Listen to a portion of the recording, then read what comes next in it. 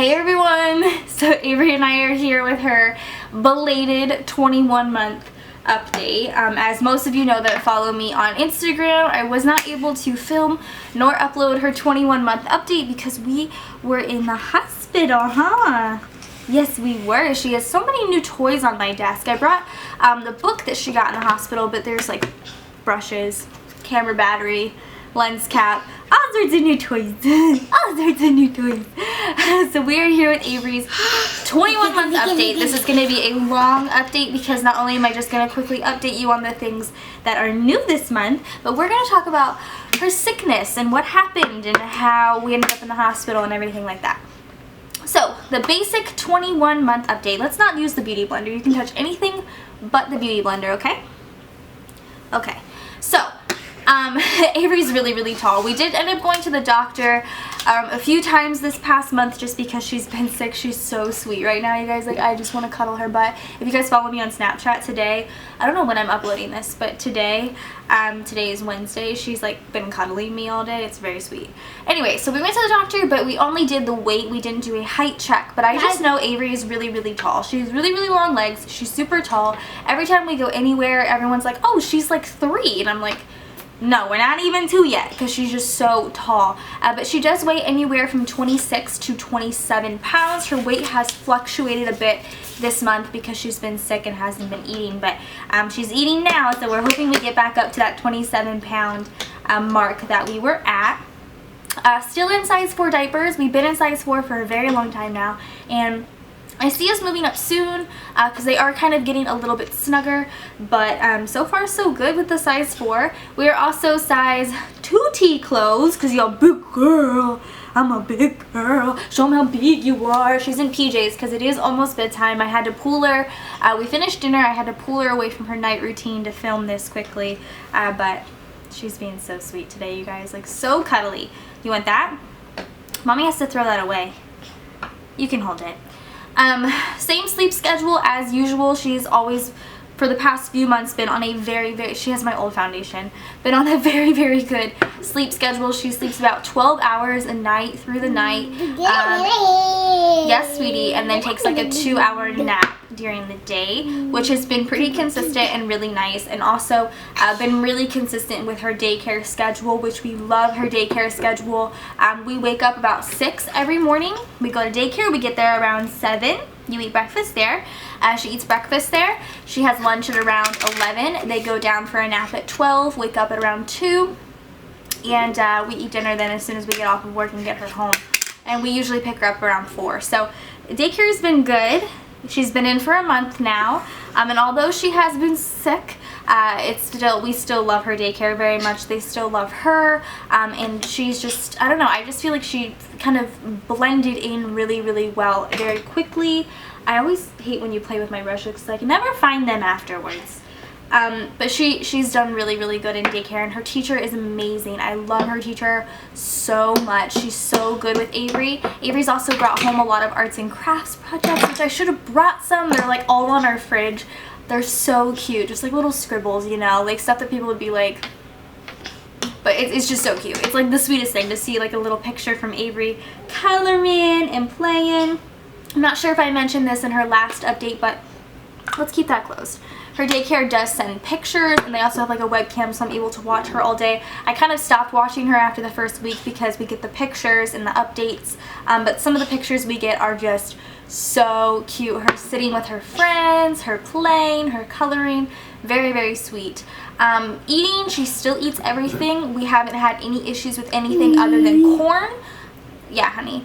She doesn't like corn too much. Today we actually made, I don't know how, like, a lot of people call it a lot of different things. We call it trash, but it's like puppy chow. And Brian made that today, and that's the first time Avery has ever had that. And you guys, first of all, she like declined it right away because she didn't understand what it was. But then when we gave her it, you should have seen her face. She was like, more? Yeah, more. But speaking of that, she's a very good, she's a very good sharer. Even if it's something she really loves, she still wants to share it with you, such as like chocolate. She'll eat some and then she'll try and share with you. Yeah? It's really, really sweet. I didn't write any of this down. Okay, next that I wrote down, talking. So, she's been trying to talk. She's been babbling a lot, but for her age, obviously, she should be saying a lot more words. Can I keep that right there? We weren't going to be too concerned with it until we went to her 2-year appointment, which is when her pediatrician said that she would check on her again. However, since we were in the hospital though over the weekend, I was able to talk to a speech therapist while we were there. They asked if we had any concerns, and I just like briefly mentioned her speech, and they actually brought in a speech therapist. So we do have a speech therapy consultation at the end of this month, which I will hopefully be able to talk about. She's putting makeup on. Hopefully be able to talk about in her next update. It is just a consultation. They said they don't continue with it unless she shows like 25% something. I don't remember. I talked to the lady all day today and it just like went through my head. I was just over my head. So we're gonna do the consultation at the end of the month, and we'll see if she needs speech therapy. But again, she hasn't been saying that many words, but she has been babbling a lot more, so maybe words are coming. But she does listen. She does follow directions. I feel like she knows what we're saying. She is a very, very smart girl. Yeah, so that's at the end of the month. Okay, now let's talk about her being sick. You want to talk about being sick? Let's talk about it. So, Avery got sick, 2 weeks ago? Almost 2 weeks ago now. It was almost 2 weeks ago. It was a Thursday. She had come home from daycare, and she had just had a really bad day at daycare. Her teacher told us that she just didn't want to sleep. She screamed the whole time. She refused to eat. She was just not feeling herself because she is an eater at daycare. She eats everything, and she sleeps, you know, a good time. So we were like, something's up. So she came home, and we noticed that there were little, like, blisters all over, not all over, but just in various spots on her hands, and I'm not sure if you can still see some. This is a little bit right here. I'm not sure if you can see that, but there's some like left. It's just like scarred now. Don't eat that, honey. No, don't eat that. Let's read your book here. Yeah? Okay. So we noticed that there were the blisters on her hands, and so we immediately assumed that she had had hand, foot, mouth because it was going around her school like a week prior. So we were like, you know what, she has hand, foot, mouth. And I know a lot of people have commented and said like they don't put their kids in daycare because of things like that. And I understand that. I totally understand. I was very weary on putting Avery in daycare, but we needed to put her in daycare so we could both work full time. Having opposite schedules for both Brian and I was very hard on the both of us. So we needed to put her in daycare, and like I said, I love her daycare. So, you know, getting sick is just kind of like something that happens. Even if you keep them out of daycare, once they start school, they get sick all the time. So, you know, we knew she was going to be exposed to it, but it helps build her immune system. So, she got hand, foot, mouth from the daycare, which was fine. It came with a fever, and the fever was really, really high. It was like 102, 103, even 104 at one point, which was very scary. So we didn't go to daycare the next day. Get that out of your mouth. Let's all say goodbye to Avery because she is getting into everything. Can you say good night? Can you say good night? I'm gonna finish my story, okay? Say good night. Look right here. Good night. Okay, sorry about that. I just knew I wanted to get this story out, and I wanted her to sort of be calm, but she was like trying to eat my brushes, and I was like, that's not good for you, Avery. Anyway, so we took her to the pediatrician the following day on the Friday because she had to be officially diagnosed with hand, foot, mouth, and her doctor just wanted to have that sort of like on her medical record and kind of know that that's what she has, if that makes any sense. And just so we could tell the daycare officially, yeah, she has hand, foot, mouth, whatever. So we went that Friday, and we got officially diagnosed. They said it lasted anywhere from 3 to 5 days, and just to give them a call once it cleared up. So we said, okay, that's fine. So we went the next couple of days, and she had a very, very high fever. She was refusing to like even move out of bed. She was just so sick. And I said this while she was sick. I said, you know, I hate that she's sick, but I also kind of secretly like it a little bit, selfishly like it, because she's so cuddly. But not super sick, just like lightly sick, you know, just like a little sickness. So her fever lasted for a while, and her fever was very high, and it was really scary how hot she was. She was just so hot. She refused to take any, she first of all refused to eat, which they said it was fine as long as she was drinking, which is understandable. But she refused to take any medicine orally, so we ended up having to get suppository from HEB, which actually worked pretty well, but they didn't last very long, about 4 hours, and then her fever would come back. So it lasted for a while, and we called her doctor, I would say, on Tuesday. So we went from Friday to Tuesday, and we were like, hey, like, this isn't, like, we don't understand, like, she's still really sick, her fever will not stay down, there's nothing we can do. She said, come in, this is a little different, like, this is weird, it should have, like, already passed by now, she should be feeling a lot better, please come in. So we went in that Tuesday, Wednesday, it was one of those days. We went back to the doctor, and it ended up that the hand, foot, mouth had passed. Her blisters were fine, and she had a double ear infection in both ears, obviously, and her left eardrum had ruptured, and there was just goo and like wax, and it was just really gross and built up. We have pictures of like everything on our phone. It was just really gross and really built up and nasty. So that is what was also causing the fever still to continue, and of course she was in a ton of pain. And then she had also gotten diagnosed at the same time at the same doctor's appointment with strep throat, because she had been coughing a lot and she had the spots on her throat. So in order to get rid of the ear infection, because it was so severe, she needed to have 3 rounds of antibiotic shots. So she got her first shot that day in her tush, and we were supposed to bring her back the next following 2 days to finish up the series of shots. So we came back the second day, and she had developed a rash all over her body, all over her face. I went to work that day, and Brian took her to the doctor and to get the second shot, and he called me while I was at work and said, you probably want to come to the doctor as soon as you possibly can. They're talking about sending her to the ER. And I said, oh my god, like, I freaked out. I got there as soon as I could.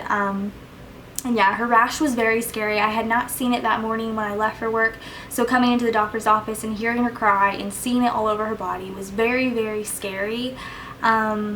It was really scary to see. So they told us, they gave her the second round of the shot, and the rash wasn't from the shot. And so they gave her the second round, and they said, you know what, you should probably go to the ER because she's really dehydrated. At that point, she had been refusing to drink, refusing to eat. So they said, you know, you need to get some fluids in her and, you know, find out what that rash is from, because that rash is pretty serious. So we took her to the ER at one hospital. We went to 2 different hospitals. So we went to the one hospital for the ER, which was the North Hospital up by us, and they pumped her full of fluids, which was really sad to see an IV in her arm. It was like, and they had to put like a board behind it so she wouldn't bend her arm, and it was really sad. She was curled up, but she was very tired. It was like nighttime, so it was kind of nice, I guess, because she kind of fell asleep while she was getting the fluids. And they also gave her some Motrin orally, which had to take 3 people to hold her and open her mouth because she refused to take it. We had to put it like inch by inch in her mouth because she refused to take it. And the rash ended up being from scarlet fever, which is basically she had had the fever for so long that she developed scarlet fever. Okay, so they said, we're going to send you guys home. We have you full of fluids. Follow up with your pediatrician tomorrow for the 3rd and final round of the antibiotic. And the antibiotic had actually helped her fever. It like completely got rid of her fever. So at that point her fever was gone. She just had the following symptoms of the rash from scarlet fever. So I have all this written down so I don't forget anything. So we went back to the pediatrician the following day for her 3rd round of the antibiotic shot. We actually talked to her pediatrician and another pediatrician in the office in the clinic because they had both seen her different times, and they were both concerned about her, very concerned about her, which was good. They love Avery very much. So we did the 3rd round, and you know, everything was good. The only thing was that she was still refusing to eat and drink, and she was refusing to move. She had not, that entire time she had been sick, for that whole like week and a half, she had not sat up, crawled, stood, walked, nothing. And we had thought because the fever was gone and she had had fluids pumped through her, that maybe she would be perking up and she would want to eat, she would want to drink, she would want to get up and move, but it just wasn't the case. She just wasn't moving, and it was really scary because if you guys know Avery, and I'm not sure most of you know her the way we know her obviously, but she is like a climber, a runner, a just walker. Like, that girl does not like stop moving. She does not stop moving. So to see her just like lay there and just whine and just know that something's wrong is kind of scary. So they recommended, after they gave her the 3rd round of the antibiotic, to take her to the hospital, take her to a pediatric hospital, and they admitted her. So they called ahead and admitted her, and we went to the hospital and immediately had like a room and everything, which was kind of nice, I guess. So we did that. We went to this pediatric hospital, which I totally love. Like, I loved it. It was so cute, and like, it was just, I felt like it was just so nice. I've never been to a children's hospital before, so I really liked it. So we stayed at the hospital for 4 days. We went thinking we would only be there for 1 day, excuse me, and we ended up being there for 4 days. And it was really scary. We walked into her room, and her hospital bed was like a crib with bars. If you follow me on Snapchat, you saw it. It was pretty scary to see. The first day we were there, they hooked her up to an IV. Immediately, she had it in her forearm, so that way she could still bend her arms. And they put a glove over it, so it was a little bit... It just wasn't like as annoying for her. She wasn't like wanting to pick at it as much as she does anything else. So they got an IV, they took her blood, they tested her for mono, which came back negative, and she basically, we got there kind of later in the afternoon, evening, so she was basically monitored that entire day and had like a team of like med students and regular doctors come in because it was a teaching hospital. I know when they told me it was a teaching hospital, like the first thing that popped into my head was Grey's Anatomy, so it was great.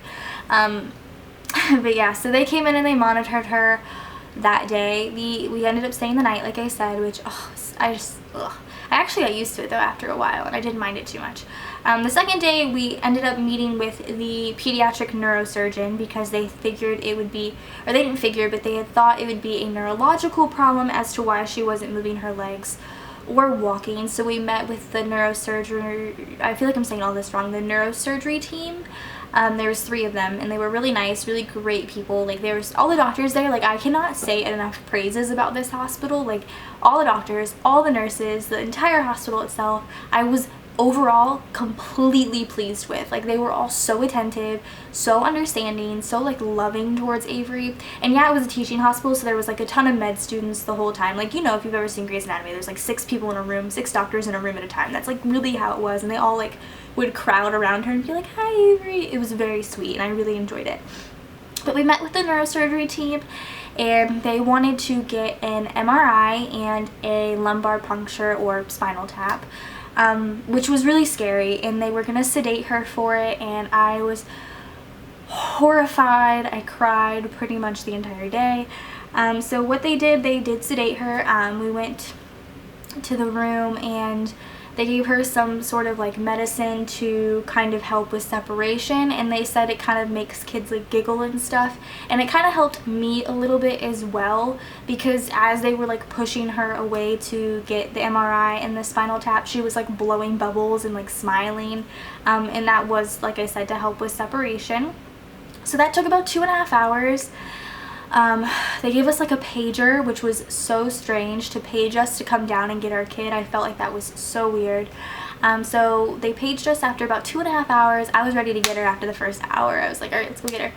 But it took 2.5 hours. That's so long. And we went down to the recovery room, and we heard her before we saw her. They said, they were like, yeah, she woke up a little bit earlier than we thought she would. We thought, you know, you guys would be able to get here in time before she would wake up. But she'd already been waking up.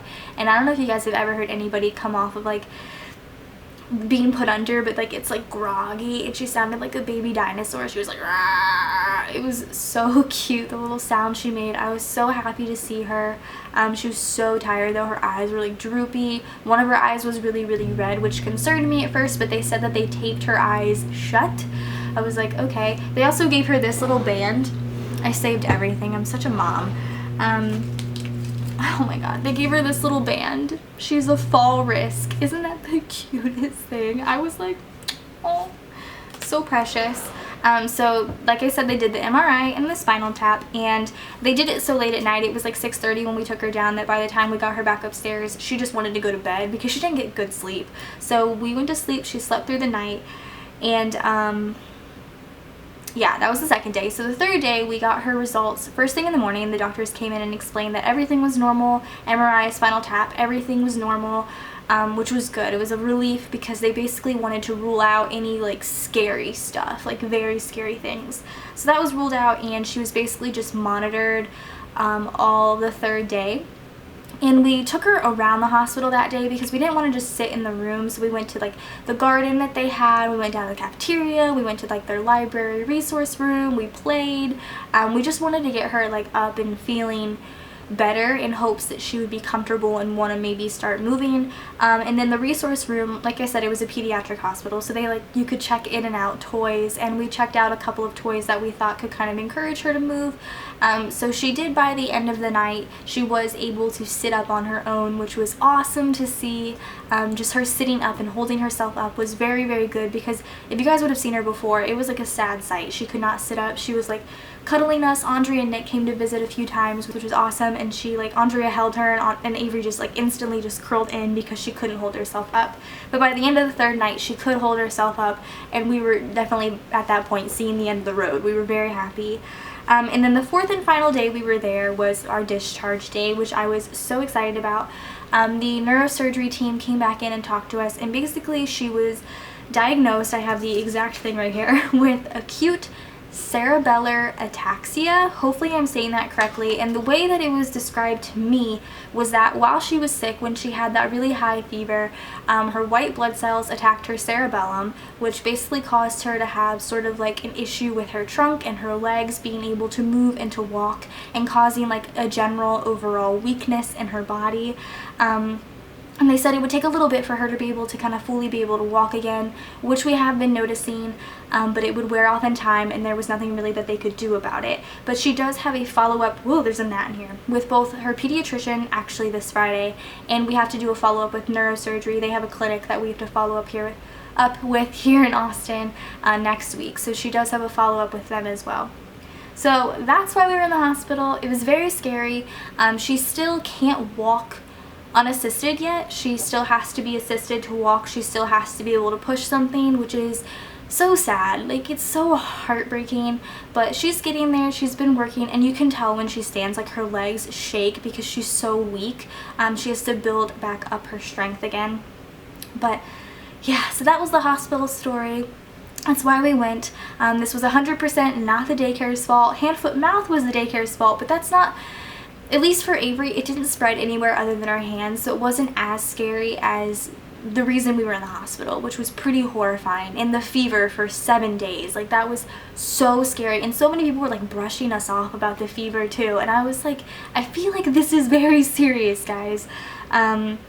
But like I said, it was no one's fault. She was just really, really sick, and her body was just really, really weak. And I'm really happy we took her to the hospital, because to get all those fluids in her and to get her like monitored and make sure she was okay really, I think, helped perk her up, and was such a good decision, and I'm glad we went. Although my wallet will not be thanking me here to come. But that was it for Avery's 21-month update, plus her hospital story. I know this was probably super long, but I really wanted to explain all of this to you guys, just so you could understand why we were there, in case you don't follow me on Instagram and don't know. I hope you guys enjoyed this 21-month update for my sweet baby princess Avery. Go ahead and subscribe to my channel if you're not already, and I will see you guys in my next video. Bye, guys.